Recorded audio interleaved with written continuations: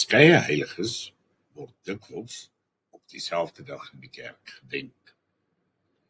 So is dit die geval 20 Februarie, waar beide die 2de eeuse Sint Sadolf, saam met 22 eeuse kinders van lig, bekende herderkinders van Fatima in Portugal, gedenk word. Die getuienis van Francisco en Jacinta Marto is een van 2 eenvoudige herderkinders.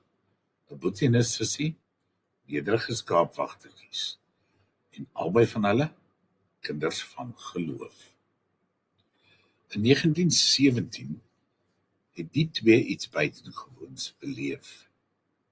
Wat hulle meegemaak het, was verskynings van die geseënde Maagd Maria. Saam met hulle niggie Lucia het hulle van ons Liewe Vrou 'n hemelse uitnodiging ontvang om te bid, om boete te doen en op te offer en om God te vertrou. Ons weet dat hulle nie net geluister het nie, maar ook aktief gelewe het wat die maagd van hulle gevra het. Francisco was stil en inkeurig, en hy het ure voor die heilige sakrament deurgebring, en sy grootste begeerte, word daar gesê, was om Jesus te troos.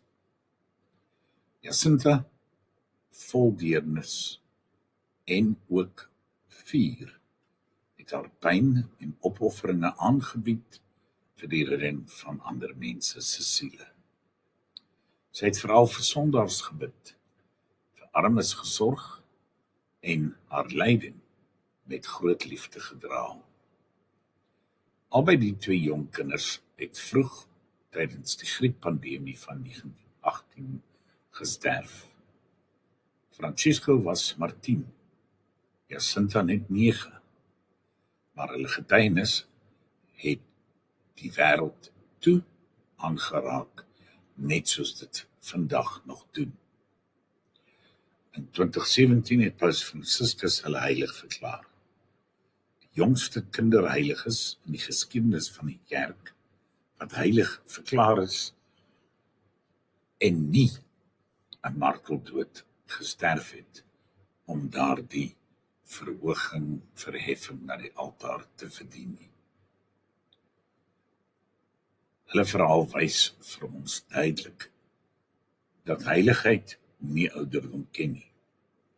Dat stille gebed kragtiger kan wees as lawaai, en dat kinderlike vertroue in God 'n wêreld wat hoop nodig het kan aanraak. Ek en jy kan ook aanhoudend ons eie Fatima oomblik belewe. Al wat nodig is bereidheid om stil te word en te bid. Jouself voor neer te sit, na iemand te luister, hulp te verleen. Selfs wanneer jy skietgebed bid, dan deel jy in Jacinta se nalatenskap. Wanneer ons naaste liefde betoon, dan deel ons in Francisco se droom. Hierdie 2 is nie net heiliges van die verlede nie. Hulle is bakens van lig vir ons en ons wêreld vandag. Wat my dan die vraag laat vra, wat van jou en my? Kan ek en jy nie ook lig vir ons wêreld wees nie? Die ander heilige wat op 20 Februarie gedenk word, is die martelaar Sint Sadolf, 'n getuienis van geloof in Persië in die 2de eeu. Sadolf, ook bekend as Shadost, sy naam beteken vriend van die koning. Hy het in die jaar 341 die heilige martelaar Simeon opgevolg as biskop van Cilicia Ctesiphon, die dubbele hoofstad van die Persiese Ryk. Dit was egter 'n tyd van vervolging. Koning Shapur II het 'n edikt uitgevaardig wat bepaal het dat om Christen te wees met die dood strafbaar was.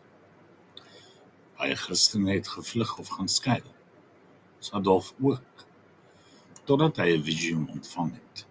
'n Leer wat na die hemel stryk en Sint Simeon wat hom roep en vir hom sê, klim op Sadolf, moenie bang wees nie.